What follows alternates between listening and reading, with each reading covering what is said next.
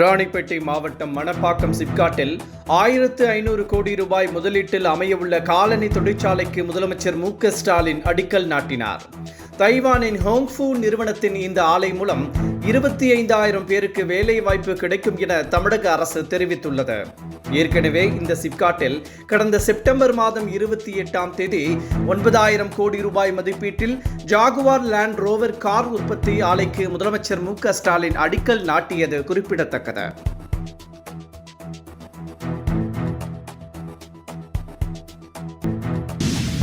செம்பரம்பாக்கம் ஏரி ஆரஞ்சு போட்டாலும் தாங்கும், ஆப்பிள் போட்டாலும் தாங்கும்.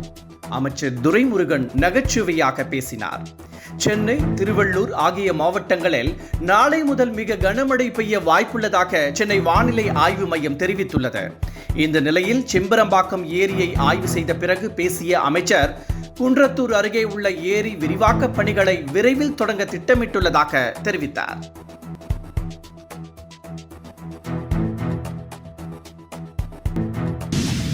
ஸ்ரீவில்லிபுத்தூர் ஆண்டாள் திருக்கோவில் அர்த்த மண்டபத்தில் இளையராஜா அனுமதிக்கப்படாதது குறித்து இந்து சமய அறநிலையத்துறை விளக்கம் அளித்துள்ளது.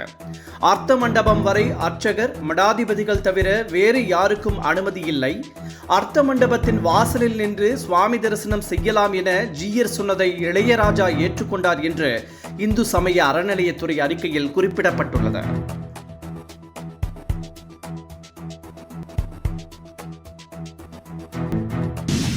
தமிழக பாஜக தலைவர் அண்ணாமலை தலைமையில் கட்சியின் மையக்குழு கூட்டம் சென்னையில் நடைபெற்றது. புதிய உறுப்பினர் சேர்க்கை, உட்கட்சி தேர்தல் உள்ளிட்ட விவகாரங்கள் குறித்து இந்த கூட்டத்தில் பேசப்பட்டதாக கூறப்படுகிறது.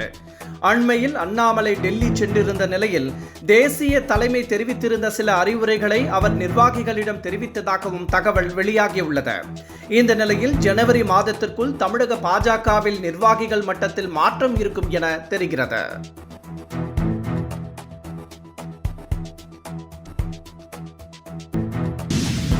ஸ்ரீவில்லிபுத்தூர் ஆண்டாள் திருக்கோவில் அர்த்த மண்டபத்தில் இளையராஜா அனுமதிக்கப்படாதது குறித்து இயக்குனர் அமீர் காட்டமாக கருத்து தெரிவித்துள்ளார்.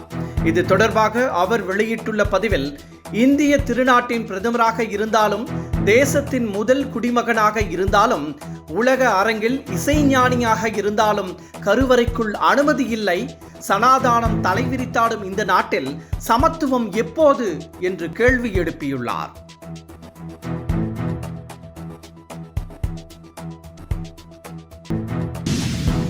மனிதாபிமான அடிப்படையில் மீனவர்களின் வாழ்வாதாரத்தை அணுக வேண்டும் என இலங்கை அதிபர் திசநாயக்கேவுக்கு பிரதமர் நரேந்திர மோடி அறிவுறுத்தியுள்ளார். 3 நாள் அரசுமுறை சுற்றுப்பயணமாக இந்தியா வந்துள்ள திசநாயக்க பிரதமர் நரேந்திர மோடியை சந்தித்து பேசினார். இருதரப்பு உறவுகள் குறித்து அவர்கள் ஆலோசனை நடத்தினர். குறிப்பாக தமிழக மீனவர்கள் பிரச்சினை குறித்து அவர்கள் பேசியதாக கூறப்படும் நிலையில், மனிதாபிமான அடிப்படையில் மீனவர்களின் வாழ்வாதாரத்தை அணுக வேண்டும் என இலங்கை அதிபருக்கு பிரதமர் நரேந்திர மோடி அறிவுறுத்தியதாக தகவல் வெளியாகியுள்ளது.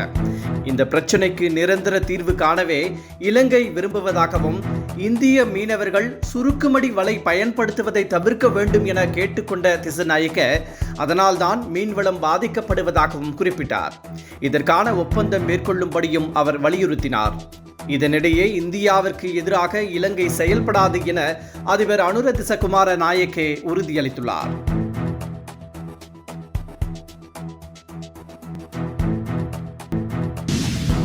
வங்கக்கடலில் நிலை கொண்டிருந்த வளிமண்டல மேலடுக்கு சுழற்சி குறைந்த காற்றழுத்த தாழ்வு பகுதியாக வலுப்பெற்றுள்ளது. இது அடுத்த தினங்களில் ஆழ்ந்த காற்றழுத்த தாழ்வு பகுதியாக வலுப்பெற்று தமிழ்நாடு நோக்கி நகரும் என வானிலை ஆய்வு மையம் தெரிவித்துள்ளது. இதனால் அடுத்த 3 நாட்களுக்கு தமிழ்நாட்டில் பரவலாக மழை பெய்ய வாய்ப்புள்ளதாக தெரிவிக்கப்பட்டுள்ளது. நாளை செங்கல்பட்டு, விழுப்புரம், கடலூர், மயிலாடுதுறை ஆகிய மாவட்டங்களில் மிக கனமழை பெய்யக்கூடும் என்றும், சென்னை, திருவள்ளூர், காஞ்சிபுரம், திருவாரூரில் கனமழை பெய்யக்கூடும் எனவும் கணிக்கப்பட்டுள்ளது.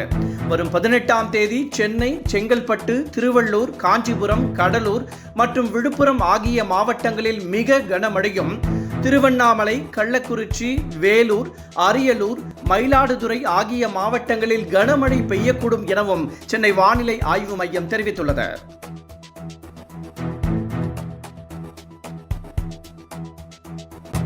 மை இந்தியா 24/7 முக்கிய செய்திகளை உடனுக்குடன் தெரிந்து கொள்ள உடனே சப்ஸ்கிரைப் பண்ணுங்க, பெல் பட்டனை பிரஸ் பண்ணுங்க.